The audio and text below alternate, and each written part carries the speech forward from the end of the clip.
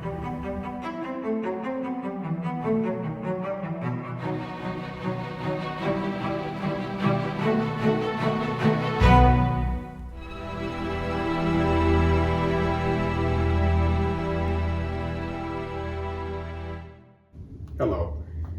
I'm Robert Moynihan with Inside the Vatican magazine, and we have with us here today Terry Beatley, and she is going to speak with us about one of the great problems of our time with great insight, and we hope that the conversation will be of use to many thousands of you out there. Terry, I'm happy to have you here today because you met Dr. Bernard Nathanson. And Dr. Nathanson was a very important figure in the history of our country and the history in particular of the pro-life question. Can you describe your meeting and tell us who Dr. Nathanson was and why his legacy is so relevant and so important? Well, Dr. Nathanson was known as the father of America's industry of abortion. Some people back in the early 70s named him America's abortion king. And his legacy is one of complete conversion to the pro-life side. So he was not only America's abortion king, but he became pro-life, 100% unequivocally pro-life, and then he became Catholic. And what I have found as I've traveled across the United States, there are few people who know his story, but most Americans have no idea that the father of America's industry of abortion became pro-life. And the reason why his story, his legacy is so relevant, it's because, first of all, people like stories. And this is a story that converts hearts, convicts hearts, and it's a true story that helps people understand that this entire industry of killing babies, it's all based on lies and propaganda. And Dr. Nathanson wanted every American, especially Catholics, to know the truth that he left behind. And you somehow became a friend of Dr. Nathanson. He's now passed away, but can you tell us how that happened and how you met with him and what that meeting was like? Well, before my Catholic reversion, I was at a prayer vigil at the Nazarene Church in November 2009. And this was after I had, for a number of years, been studying about Margaret Sanger, Planned Parenthood, how she unleashed contraception onto America. And I had begun to share this information in Virginia in a number of Black churches in Virginia. And the people's response, they so encouraged me. So I was at this prayer vigil in November of 2009, fervently asking the Lord to give me direction on what am I supposed to do with all this information and these amazing experiences of sharing the racist history of Planned Parenthood. And all I could hear through my prayer was go interview Dr. Bernard Nathanson. And I remember sitting back in my chair and just having this monologue conversation with the Lord, saying, God, why would Dr. Nathanson say yes to my request for an interview? I thought it was highly unlikely, but I knew I was supposed to try. So I found his number. I called up to New York. His wife answered, and she said, Terry, my husband has not granted an interview in well over a year. He's 83 years old. He's terminally ill with cancer. And she said, put your request in writing, fax it up here, and I'll present it to my husband. And that's what I did. And to my amazement, she called me back a couple days later, and she said, to her surprise, her husband said yes. And she asked me if I could fly up to New York on December 1st, 2009. And that was the beginning of this crazy 12-year journey because of a promise I made Dr. Nathanson. Well, I would like you to tell us what happened when you flew up to New York and came to his apartment and knocked on the door, and what was your meeting like? Everything was the complete opposite of what I was thinking. He had been the father of the abortion industry, the co-founder of NARAL Pro-Choice America. He had trained Planned Parenthood doctors. And so I was expecting this palatial condominium in Manhattan, New York. It ended up being this little efficiency apartment. And Mrs. Nathanson opened the door and ushered me through this little efficiency kitchen, and there's Dr. Nathanson sitting on a sofa, very frail. He had his little Chihuahua dog sitting on his lap. So for 1 hour, it was the 1 hour that changed my life. So for 1 hour, I sat beside Dr. Nathanson, asking him a number of questions that were all pre-planned. And all I can say is if remorse is tangible, I could have grabbed a hold of it. He was very, very remorseful, regretful of what he had done, unleashing this culture of death onto the United States of America. And so at the end of the interview, I asked him, I said, Dr. Nathanson, if you have a message for America, and if you tell me what it is, I promise you I'll deliver it across our country until it becomes common knowledge or until Roe v. Wade is overturned. And I didn't know what he would say, but he did respond, and he said, continue teaching the strategy of how I deceived America, and then tell America that the co-founder of NARAL says to love one another. Abortion's not love. Stop the killing. The world needs more love, and I'm all about love now. So that is the message that Dr. Nathanson gave to you. You say this was an hour-long meeting that changed your life. And as you left that meeting, what did you think you should do? Well, I reached over and I shook his hand, and I promised him I would get this job done. And then his wife, she looked at me and she said, well, good luck on that promise, Terry. And she closed the door. And I remember standing, looking at the door, thinking, I cannot believe I just made Dr. Nathanson this promise.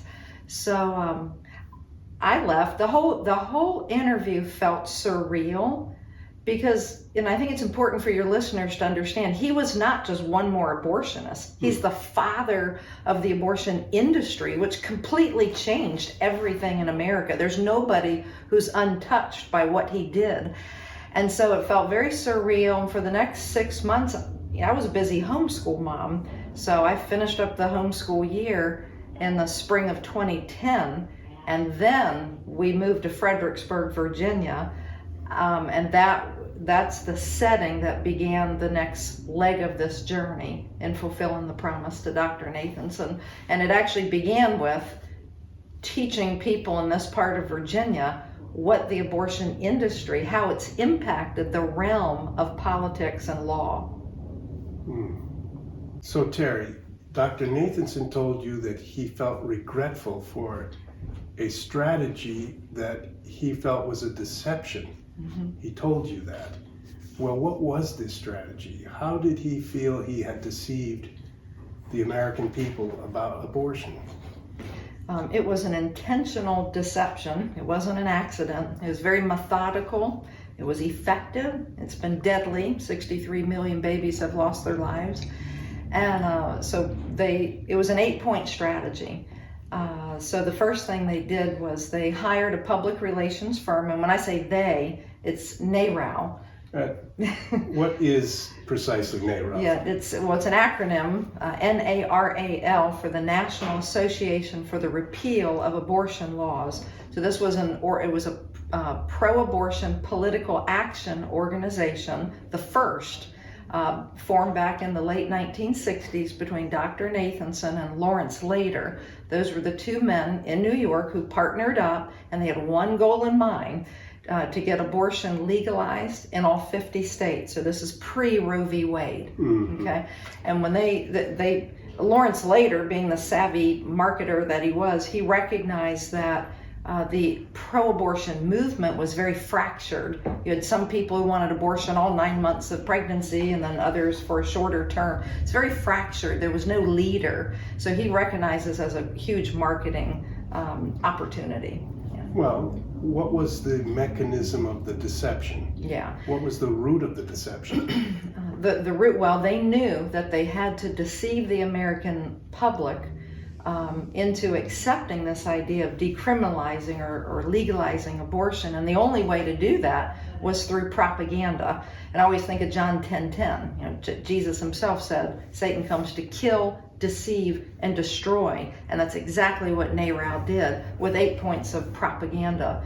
So they hired a public relations firm who advised them that we have to frame the debate about abortion around something that Americans love. And what Americans love is choice. Choice. We love choices. Yes, we do. You know, we talked about it yesterday. You know, when you go to the grocery store, look at all the different choices of just orange juice. We love choices. That's a positive word, right? So they framed the debate around choice. And then the next thing they did was they developed the cynical slogans. We've heard these for so many years, we don't even realize that somebody actually sat around and developed these, devised these, you know, my body, my choice. Every baby a wanted baby, and the list goes on. Mm-hmm. So that's 2 out of 8 of the propaganda strategies. So the effort was to avoid anything negative, to avoid referring to the fact that there was a human being, a baby, right, that was growing in the womb, and to leave that feeling off to one side, right, that judgment off to one side, to distort the argument. Right. And this is what Dr. Nathanson later regretted. Absolutely. Well, and then all the lies, the other propaganda. I mean, point number 3, he obviously was a OBGYN and medical doctor, and most of the reporters covering this issue were young female reporters. He recognized very quickly that he could use the complicit media. He could tell these reporters almost anything, and they would accept it as truth. They wouldn't go do their research, so he used the media. That's point number 3. Well, what would he tell them? He would tell them lies, you know, these fabricated facts. He would tell the media that 1 million women a year were having illegal abortions in America, and 5,000 to 10,000 women a year were dying due to complications of illegal abortions. All those numbers were lies. And he told you that he had made up those lies. Oh, he told me, plus he's written about it, you know, so he's left it in writing. And what were the actual facts? Yeah, the real numbers, according to Dr. Nathanson, there were never 1 million women a year having back alley abortions. The real number was around 98,000, and there were never 5,000 to 10,000 women a year dying due to complications. The real number on the high side was 200 to 250. There are other years it was low as single digits or in the 20s, but there were never 5,000 to 10,000 women dying a year. Okay, what you're describing is an effort to frame the debate, right, in solely positive terms of choice. That's right. Without bringing in any negative aspect, right, and to exaggerate the negative effects on women of the lack of legalized abortion. That's right. So what else did he say? What were the other things that were distorted? Yeah. The PR firms recommended that if you're going to start this revolution, you need to be able to quote statistics. And they said it better be a statistic over 50%. So when I sat with Dr. Nathanson and I asked him, where did you get the 60% statistic that 60% of Americans want abortion on demand legalized? He clenched his fist. Well, he raised his hand in the air, and he clenched his fist, and he pulled it down, and he said, Terry, I pulled the number out of thin air. I just knew I had to be able to quote a statistic over 50%. So, and before I forget this, I think to back up the relevance of these lies and how they're still propagated today, they're repeated today. During the Judge Kavanaugh's Supreme Court hearing, Senator Dianne Feinstein, she not only repeated the lies, but she got the lies mixed up. So what she said to Judge Kavanaugh is, oh, we can't go back to yesteryear where 1 million women a year were dying. I was listening to it. And of course I'm screaming at my TV because I'm thinking, you know, wait, if you're going to quote the lies, get the lies right. So they never said 1 million women a year were dying. They were saying 5,000 to 10,000 women a year. Bottom line, it was all lies. The other thing they would do, though, is they would repeat the lies over and over and over. So this notion of fake news is absolutely true. You repeat it long enough and it sounds like the truth. So Dr. Nathanson, as he spoke to you, said he regretted that he had participated in a type of propaganda effort to depict abortion in a distorted way. How did this relate to the Catholic Church? In a huge way. NARAL was based in New York City, and they had just, in April of 1970, Governor Nelson Rockefeller had signed a very aggressive pro-abortion bill into law, making abortion legal through all 24 weeks of pregnancy in New York. The reason that's significant is because for 140 years, New York had protected babies in the womb. Well, Lawrence Slater and Dr. Nathanson knew they had a problem on their hands, that this was a political victory, and New York had a lot of Catholics. So they had to figure out a way to deceive enough Catholic voters long-term, or this would get reversed. Enough people would rebel against it and making New York a pro-life state again. So part of this propaganda strategy was the Catholic strategy, where they mapped this out in the late 1960s, before even the 1970 pro-abortion law. So that was called the Catholic strategy, which had it was a 4-part tactical plan. And what were those 4 parts? The 4 parts, an easy way to remember it is BESS. Okay, first one is they blamed. Lawrence Slater, he counseled Dr. Nathanson. He told him, we don't have to go after everybody who's Catholic. We need to have a point of opposition. And he said the ones to go after are the Catholic bishops. So okay. B for bishops. Yep, B for bishops, and B for blame the bishops. Every time a woman died or became sick after due to complications of illegal abortion, it was blame the bishops, blame the priests, blame the Catholic hierarchy. They don't know anything about women and family and all this. So it was the blame game. They needed a point of opposition. And many of these words I'm using, these come directly from Dr. Nathanson from his book called The Abortion Papers. And so they developed this plan to use Catholics with great effect. Okay, direct quote from Dr. Nathanson. Second thing they did was they emphasized any Catholic politician. So E for emphasize. That's it.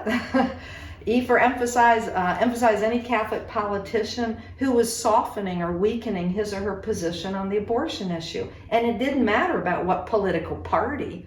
NARAL they wanted everybody to become pro-abortion. Didn't Democrat, Republican, Independent, name your party, doesn't matter. As long as that person was pro-abortion, NARAL would embrace them. So that's the B and the E. Okay, and then we have the S. Okay, the S is for support and split. Number one, they would support any Catholic candidate who was running for office if he or she was pro-abortion or just weak on the issue. But equally is they would split.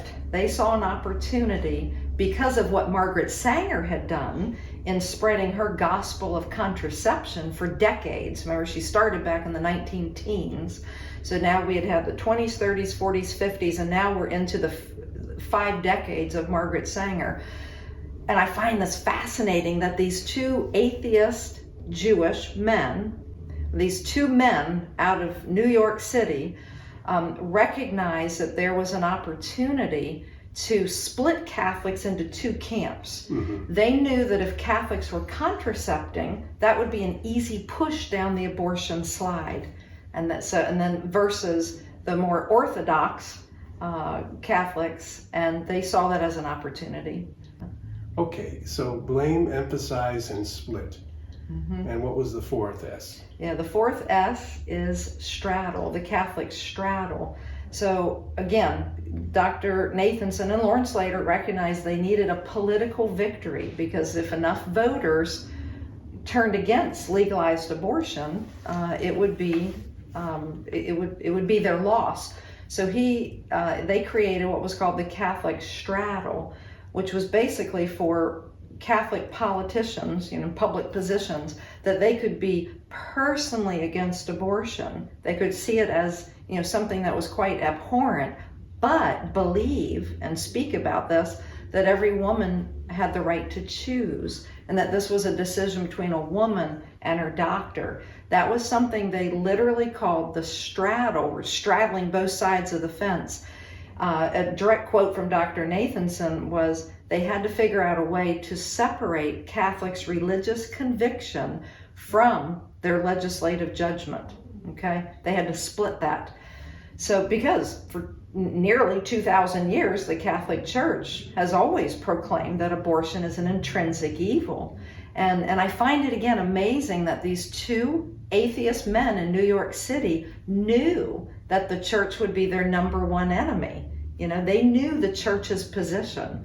So, again, just in a nutshell, it was blame the hierarchy, emphasize any Catholic politicians who are in support of abortion, split Catholics into two camps, and then the Catholic Straddle. Okay, you described for us a doctor who was in the forefront of changing the opinions of the country, the feelings of the country, the beliefs of the country, and the laws of the country. And he used deceptive methods that he told you he eventually rejected. But that came from an event in his life. Something provoked a change in the way he saw this question. Mm-hmm. What was that event? Yeah, the event was the invention of real-time ultrasound. And this is the part of the story that, I think if Americans really understood this, that so many more people would have a change of heart. In 1973, January, we got the Roe v. Wade decision, which he celebrated. And then he had quit running the largest abortion facility in America, in New York City. He was personally responsible for the death of 75,000 babies himself. And he went to become the chief of obstetrics at St. Luke's Hospital in New York City. And about 6 months or so into this job, the hospital rolled in a brand new technology called real-time ultrasound. And his quote to me was, he said, "Terry, real-time ultrasound was the bomb. It made everything come alive." So he saw the baby yawning and wiggling her toes and stretching, doing all those things babies do in the womb. And the father of America's industry of abortion begins to bond with the baby. And this process began immediately. It's not like he had to look at hundreds of ultrasound videos, images. It began immediately. He could no longer deny the humanity of the baby in the womb. And what his wife had said was that he told her he had to be intellectually honest with himself. And this is part of the challenge for every American or anybody on the pro-abortion side of this issue. If the father of America's industry of abortion had to be intellectually honest with himself, why can we all not be intellectually honest with ourselves? If he can change and figure out a better way, why can't we all? So what you have described is a turning point in his life where the forgotten factor, the embryo, the growing baby, was suddenly visible to him. Yeah. And in a way, it's been forgotten by everybody, but each of us knows that we were once babies, we were once in the womb, and we celebrate this with great joy when you learn that you're going to have a baby. So for Dr. Nathanson, as he turned from a distorted picture where his concern for the woman ignored entirely the concern for the baby, he suddenly had a more balanced view of the situation, and he turned against what he had been proposing before. How did this affect his life? Greatly. So from 1973, midway through 1973, to the second anniversary of Roe v. Wade, he pleaded with NARAL Board of Directors that they had a that they now, real-time ultrasound, the science of real-time ultrasound, had revealed that they had a medical, moral, ethical issue on their hands. And he begged them to change their position. He said, like a good Stalinist organization, NARAL had gotten what they wanted through lies and propaganda, and they had absolutely no intention of changing their position. So Dr. Nathanson went for the remainder of the this would be in the 1980s. 1984, he made the video Silent Scream, which revealed what the baby's going through during a first trimester abortion. The reality of what he saw was it caused him to become many suicidal thoughts for the second half of the 1980s. He was suicidal. He went back to a rabbi, couldn't figure out solutions there. He tried all sorts of different things. And he was very, very sad, and he did not know what to do. He wrote about it, and he said he would wake up at 4 or 5 in the morning in sweats, imagining, dreaming that he would be standing in front of a court, and he was praying that he would be acquitted. Not praying, but thinking, hoping he would be acquitted. And then his path crossed with a Catholic priest. And that's when he began to get answers. And who was that Catholic priest? The Catholic priest was Father C. John McCloskey, and Dr. Nathanson described him as like a knight in shining armor who came into his life at the perfect time, because Nathanson had no clue what to do with all this grief, all the shame, all the regret. And I think it's important to state this. I said 75,000 babies. He personally aborted 5,000 babies with his own hands. He trained doctors how to perform abortions on 10,000 babies. And then when he ran the largest abortion facility, that was for another 60,000 babies. So that when I asked him point blank, I said, how many babies are you personally responsible for? And that's when he said 75,000. And what did he do with this feeling of guilt? And how did he express it to Father McCloskey? Well, he first tried drugs and alcohol and psychotherapy and all these things, but he met with Father McCloskey repeatedly. I believe it was every week. They would read the Catholic Catechism, and they would read the great classics together. They were both avid readers, very scholarly. And Dr. Nathanson said somewhere in that 5-6 year period, he stopped contemplating suicide, and he realized he was contemplating the love and mercy of Jesus Christ. And what did Dr. Nathanson decide after these many months, actually years of conversation with Father McCloskey? Dr. Nathanson decided that it was time to receive fully the love and mercy of Jesus Christ, and he was baptized on December 8, 1996 at St. Patrick's Cathedral in New York City. And on that day, his quote is, "Now I am a full Jew," and he received the love and mercy of Jesus Christ. And what strikes me is most Americans do not know his story.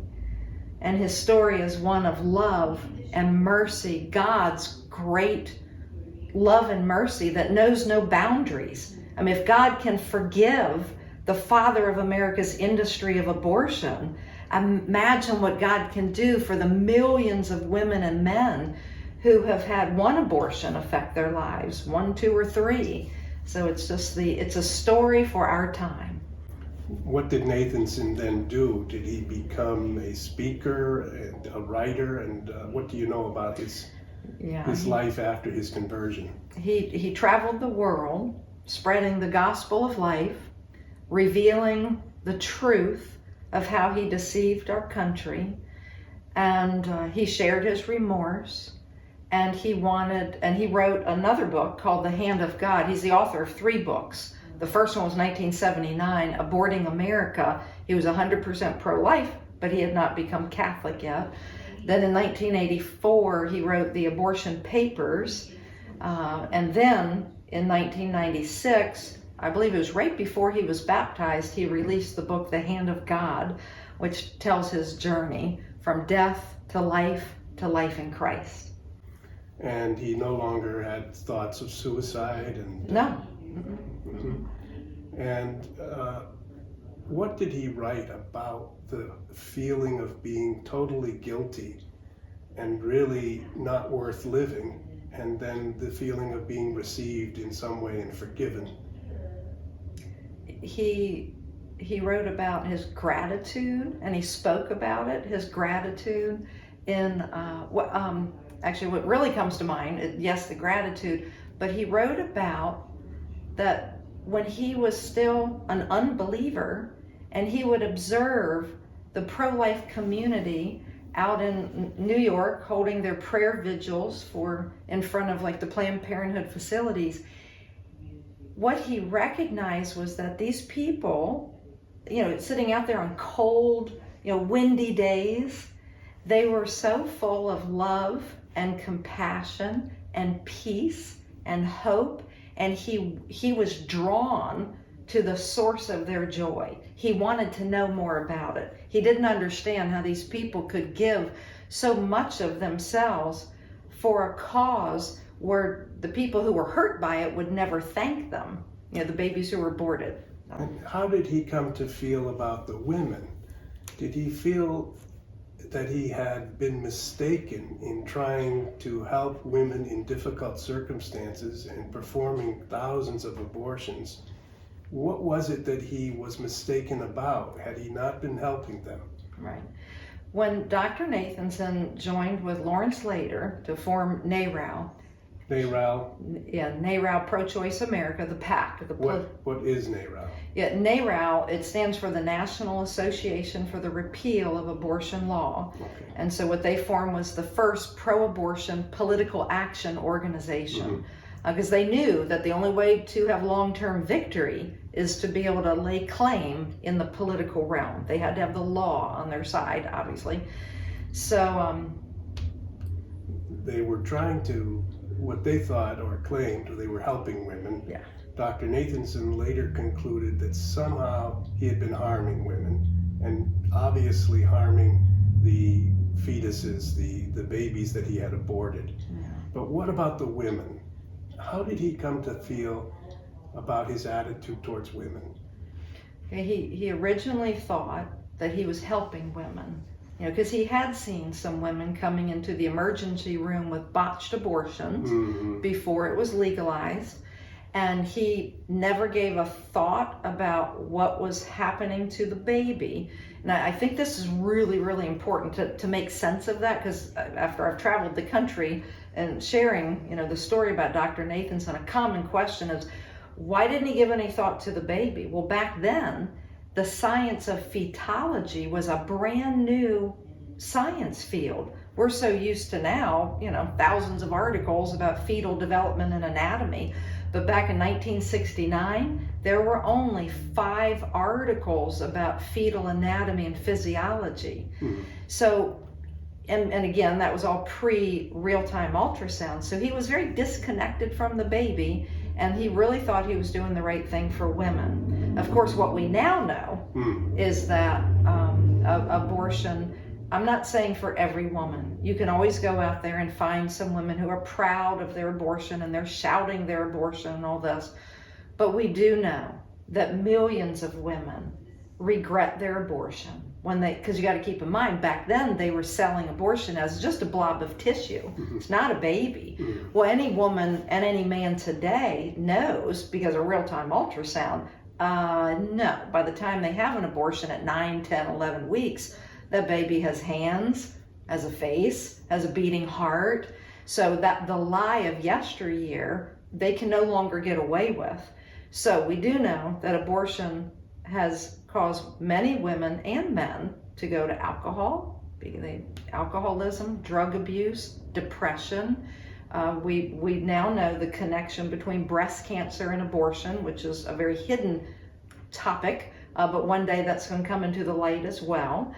And so Dr. Nathanson knew that between all these different factors, there must be a better way. And that's why I named the book, What If We've Been Wrong, which is a quote from his resignation letter. Maybe there's a different way. Maybe there's a better way than killing babies and lying and exploiting women for an industry that makes millions of dollars a year. So you are telling us that Dr. Nathanson had a enormous midlife change. He converted from Judaism to Catholicism, and he completely changed his attitude toward what he had committed his life to, which was abortion. I find this fascinating. Can you explain any further how he understood what he was doing and how he felt that it was the moral choice to make? Well, what he left behind in his resignation letter was a warning. And then the warning was, as long as abortion is legal, we would see increased violence, increased public turmoil, and the disintegration of the American family. That was just the tip of the iceberg. And that when he wrote that January 22nd, 1975. Mm-hmm. And indeed, all of those warnings have come true. But he also warned of something else, and he spoke about this, I believe it was at Princeton, and he wrote about it, is the trickle-down effect, the economics behind abortion, which is something that most people never take into consideration, that this is an industry of killing people. So if you just run the numbers in New York back in 1970, this is pre-Roe v. Wade, when they made abortion, a very aggressive abortion bill, making New York the abortion capital of the Western Hemisphere, it was an overnight $75 million industry of killing babies and exploiting women. So he deeply grieved all this. Now, this industry, it does sort of give one a chill to think of dealing with the parts of fetuses and turning them into packages that you send out for medical purposes. People, I guess, like the thought that they have new technologies that can help solve illnesses. But what is really happening here is a dependency on a sort of supply line of fetuses, which creates a clientele in support of this and dependent on it, and a financial interest in it, which is a frightening development and a really increasingly powerful. Right. Is this the case? Absolutely. And he warned about all of these things. He warned about, if we don't do away with abortion, euthanasia will become a normal thing.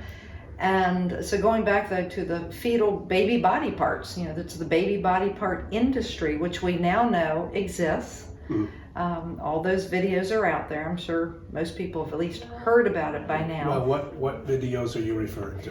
The David DeLayden videos, where he reveals on undercover camera, I think they called it Center for Medical Progress, that Planned Parenthood doctors, as well as others, admitted to basically the purchasing of the baby body parts for profit. And so that all that's been caught on videotape. But Dr. Nathanson, he not only warned about the commodities market, for baby body parts, but he also warned that there would never be enough voluntary abortions to provide enough fetal tissue for all the different scientific studies that want to be made. And then if they indeed do produce a positive effect, say, let's just say in healing people of Parkinson's disease, that requires a certain amount of fetal tissue of a certain age of the baby. So in his book, The Hand of God, he computes this. And then you're reading it and you realize, oh my gosh, because now it's this economic factor, there's a profit margin in the commodities market of baby body organs. He warns that if we don't end abortion, the next leg of this journey is going to be fetal tissue farms. okay? Fetal tissue farms. Yeah, where out of the womb, they're making babies in a test tube, growing the embryo to a certain size, and then boom, and they need the tissue because of the demand and the money. This is like in the film The Matrix. Yes. But it's one of the paradoxes of this, and one of the amazing facts of this life of Dr. Bernard Nathanson, that he should be a first-hand witness and a first-place actor in both of these areas. Right. First, opening up the avenue and developing a strategy, performing abortions himself, so that the country reversed what previously it had held, regarded the fetus really as of no importance, with no rights. And then he himself felt nauseated by what he had done. He saw the video of the embryo. He saw that this was a developing human being. He said, we must find a way to give some protection, some value to this life. Right. But as the other parts of his life proceeded forward, that devaluation continued apace and even increased, as this now becomes a commodity to be even produced and sold. And he was at first suicidal, as you've described. Then he went through a long process of discernment, and he finally came to a different faith, a deeper faith, and he entered the Catholic Church. Now, the last phase of his life, he became a prominent international speaker for a different type of culture. And now, can you describe that last phase of his life as he tried to find a basis for protecting the baby without denigrating the mother? He spent the rest of his life really spreading the gospel of love, the gospel of life. And I think that's why it's so key, his parting message, to tell America to love one another. Abortion is not love. Stop the killing. The world needs more love, and that he was all about love now. And so he could imagine America without abortion. He could imagine that if women, I mean, let's face it, pregnancy is a short-term thing. Abortion is a lifelong thing. You cannot undo an abortion. And so he looked at this as, so today, because of abortion to a large degree, there's so many women who cannot conceive. What I was really trying to do is to get at the question of the general culture. And the two ways that one can take. One is a culture where you exploit the fetus, and you kill the fetus, and you buy and sell the parts of the fetus. And the other would be a culture where you regard the fetus as something intrinsically dignified, sacred, something to be protected, something not to be bought and sold. In a sense, when you speak of parts of the body of a fetus being bought and sold, you're talking about some type of a slavery. It's the destruction and then the selling of the tissues of the dignified human being. So the indignity of that, the way it diminishes our respect for life, for the human person, ripples throughout the culture. So a cornerstone of a culture of life would be the protection of the embryo, the protection of the developing human being. But this effort to protect the embryo is blocked by the idea that it harms the woman. So the necessity now is to create a culture which will protect the embryo, the developing human being, as a intrinsically dignified entity, while supporting the woman. Is this your view and the view of Dr. Nathanson? It is indeed, and I think we can accomplish both. And I think first it's recognizing that we are talking about human life of the woman, human life of the baby in the womb. So I think once we can all be in agreement that the lies of yesteryear, we're not talking about a baby or a human life, that's gone. So now we have the newfound reality that we're talking about human life. So that I think a couple other factors come into play, that of yesteryear, maybe an unwed pregnant woman would have lost her job, or she didn't have career opportunities and all that. Those days are gone as well. I mean, that's almost normal to whatever degree. So one of the biggest factors, the economic factor, that's gone. And if a woman truly does not want the baby, nor could afford the baby when brought full term, there is such demand for adoption today, because there are so many infertile women that there's demand for an infant. And so when we go back to the words of Dr. Nathanson about love, what I challenge Americans with is, let's start imagining what would it look like if every woman who doesn't want her baby, she can provide life for that child to a couple who would be so overjoyed being able to have an infant, and there would never be a surplus. There would never be a surplus. In fact, I think a study was done about the number of abortions and the number of infertile couples, and it's almost equal. Imagine a city like, let's say, Chicago, where you think about all those young men who are killing each other, and this is just my hypothesis.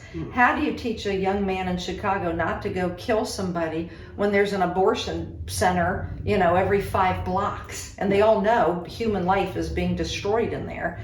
So, and I think if we can begin reimagining a culture of love, a culture of life, and go back to the words of Dr. Nathanson, what if we've been wrong?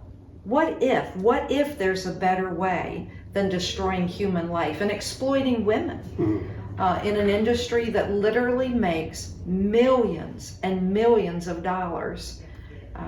There's got to be a better way. So what you have done really is, in your own life, committed yourself to spreading the message of Dr. Nathanson. You've created an initiative, the Hosea Initiative. What is that? What are you doing in that initiative? The Hosea Initiative, it's a nonprofit educational organization.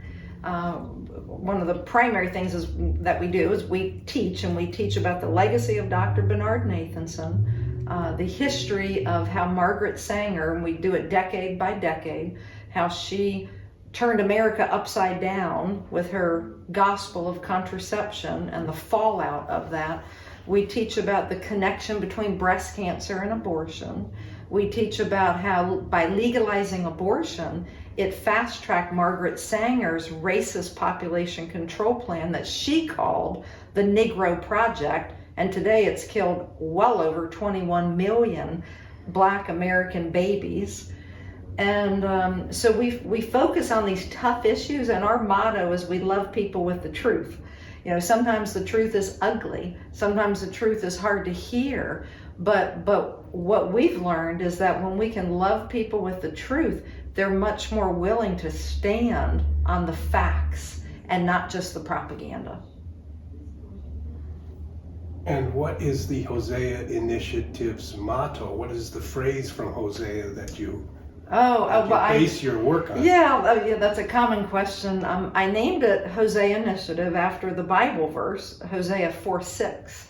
My people perish for lack of knowledge. It doesn't say my people perish for voting the wrong way, or my people perish. It's my people perish for lack of knowledge. I see. And so what we've experienced is that if you do what Apostle Paul wrote about, stand firm, have nothing to do with the evil deeds of darkness, but rather expose them to the light. Dr. Nathanson's legacy is light. To me, it's the light of Christ. How Christ didn't turn his back on America's abortion king. In fact, Christ saved America's abortion king from eternity in hell.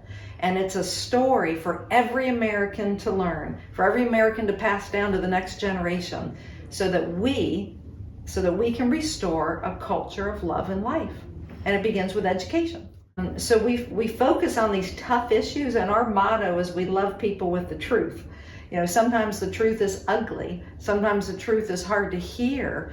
But what we've learned is that when we can love people with the truth, they're much more willing to stand on the facts and not just the propaganda.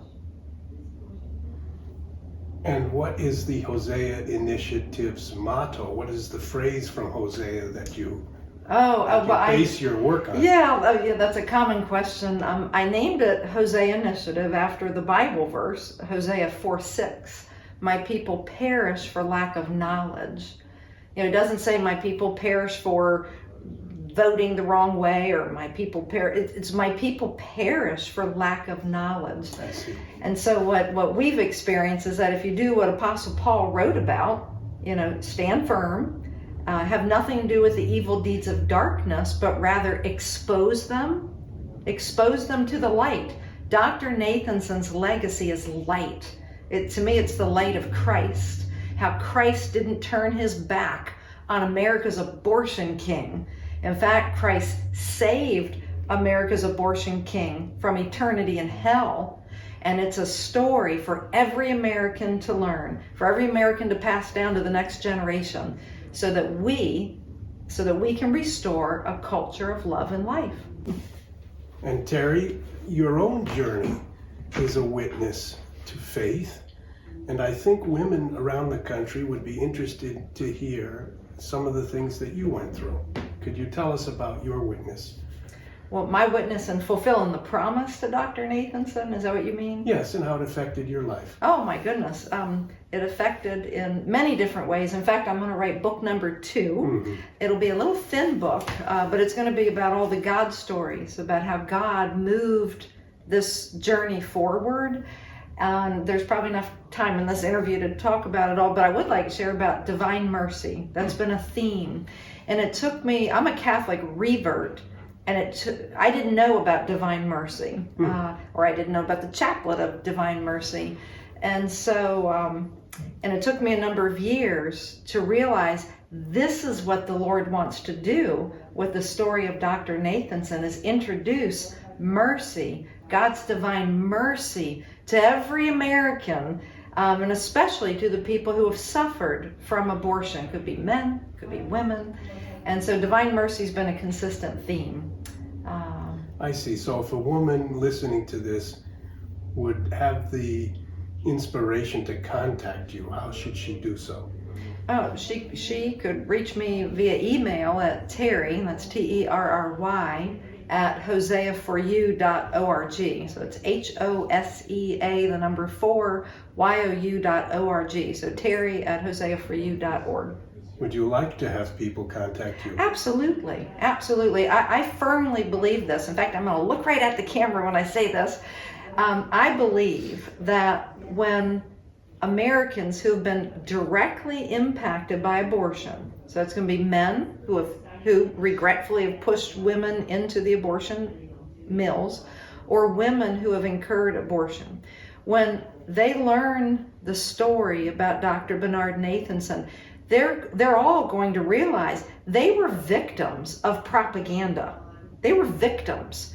So it's time to be healed of the guilt and the shame and the regret, all the buried feelings that abortion causes, and to embrace the truth of God's divine mercy. He's right there wanting to forgive and to love and to hug you, with his divine mercy, his love.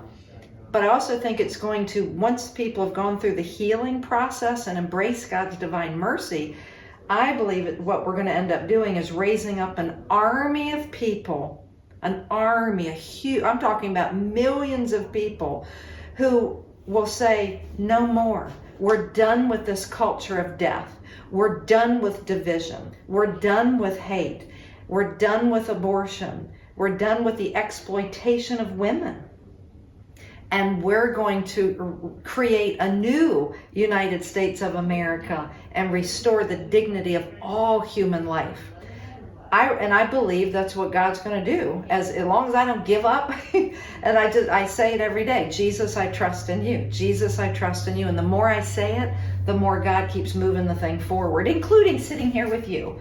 And so, Terry, You've been talking about how God was merciful to Bernard Nathanson, how you'd like American women, if they feel any inspiration, to reach out to you, Mm-hmm. because you feel it's part of your mission to communicate with people, to teach people. But what about your own life? You've been telling us Divine Mercy became a central devotion in your life, a central belief in your life. And also, I think you told me that it affected your marriage. Mm-hmm. Can you talk about that? I can, ever so briefly.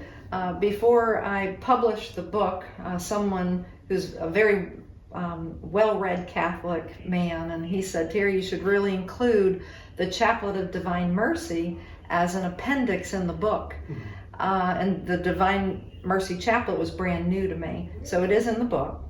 And then a good priest a couple years later said, Terry, you were married outside of the Catholic Church, and I had been baptized as an infant Catholic, and he said, you really need to have your marriage validated inside the Catholic Church. And Divine Mercy Sunday was coming up, and a priest agreed to perform our ceremony on Divine Mercy Chaplet, Divine Mercy Sunday. And I still wasn't catching on yet to all this total connection to Divine Mercy, that's what God wants to do with Dr. Nathanson's story, is introduce Divine Mercy to everyone.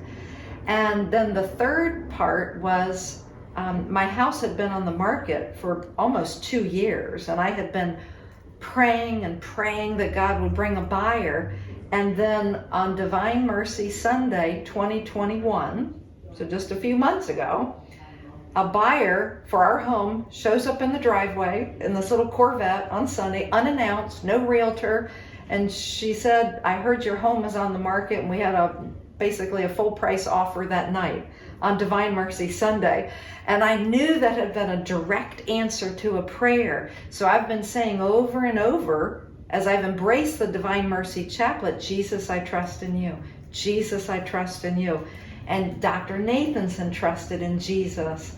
And I just believe that that's what Americans need. We've all been so hurt by the abortion industry, some people more than others, and God wants us to know He's full of love, He's full of mercy. What I'm struck by is the debate that arose in the 1970s and 80s about this seamless garment, of being pro-life as a seamless garment that was from conception to the end of life, but it also included all the things in between. Therefore, for the weak and the oppressed and the poor to have legislation and support for poor people, for the immigrant, etc. Some people took this seamless garment argument, which was proposed by Cardinal Bernardine of Chicago, as a way to diminish the importance of the defense of unborn human life. But in a certain sense, I see it from the other side now, that the defense of unborn human life could lead all of us to give a renewed commitment to justice, to love, to building up, to renewal, to rebuilding families throughout the whole of human life. How does that strike you? Well, two words you said in there: immigration. Immigrate. Babies in the womb are trying to immigrate into this world. It's a direct parallel, okay? And we're not even giving them the opportunity to immigrate, okay? That's number one. We're not giving those babies the opportunity to even be poor, because we're killing them before some might be born into poverty. Not even the chance to be poor. Not even the chance to be born. Not even the chance. Every baby is a blessing. I said not even a chance to be poor. Oh, poor, right, yeah, not even a chance to be poor. So if we're all about helping, alleviate poverty, and it's just the reality, we're not even giving people the chance. Chance to be born, chance to be poor, chance to love, and a chance to be loved. So that's part of the challenge about what is life like without abortion. There's more love. There's more. It all comes back to love, which I think that's why Dr. Nathanson's parting message for America is so relevant. We live in such a hate-filled, divisive world today. Yeah. What are we missing? We're missing love. That's it. We're missing love. Now, you have a relationship with some of the Catholic bishops, and one in particular, Bishop Naumann, who's the head of the committee in the Catholic Church in America to support pro-life and pro-family initiatives. Can you discuss a little bit about the way the Catholic Church has responded in recent years to the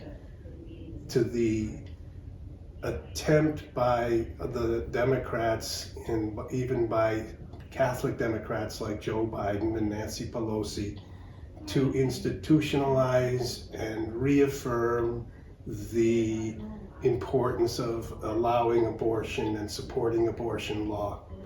Is that the right way? Have the bishops taken the right course, and have these Catholic politicians taken the right course? No, they've not taken the right course, and the answer lies in the Catholic strategy, which was that 4-part tactical plan. It was the whole thing was devised to deceive American Catholics. Did it start with NARAL? No, because it started with a few rogue priests, which I write about in the book, who went after the Kennedy family in the mid-1960s to deceive the most famous Catholic family in America, the Kennedy family, into believing that you could be a good Catholic and be in support of abortion. Yeah. Choice for women. Yeah, and you're that really was referring there to Ted Kennedy. Ted Kennedy, right. So the whole thing, it's based on deception and to deceive the American Catholic Church. So Nancy Pelosi, Joe Biden, plenty of others, and I usually share in the seminars about how about nearly 85% of U.S. Catholic politicians, by the time they make it to Washington D.C., they can't even vote for an Infant Born Alive Protection Act. Well, let me put it even more strongly. If you could speak to Joe Biden and Nancy Pelosi, what would you say to them? I would use the word of God, what Jesus Christ himself said, that Satan comes to deceive, to kill and destroy, and that's what's happening with this abortion industry that is politically supported.